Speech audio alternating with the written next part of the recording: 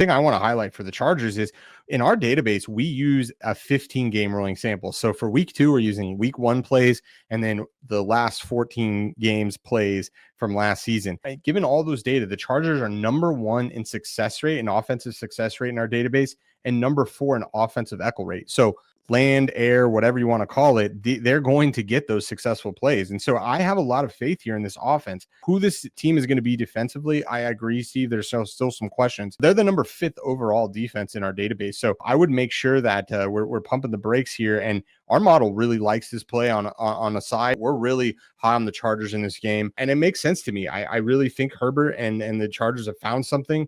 And let's just hope they don't regress and shit the bed like they normally have. The last thing I want to say is who are we getting at quarterback? Because when we talk about the Raiders, that is one big difference between who these teams were last year is the quarterback play. So obviously Geno coming over from Seattle. So who was Geno, in his last 10 games? He's the 24th best quarterback. Herbert is the 9th best quarterback.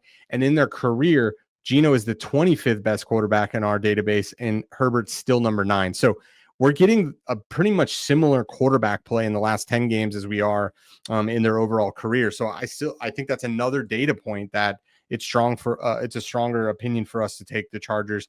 And then the last thing is, again, that pass rate over expected. 6% pass rate over expected for Las Vegas. I agree, Steve. They're going to have success on the ground. Are they willing to change their game plan up?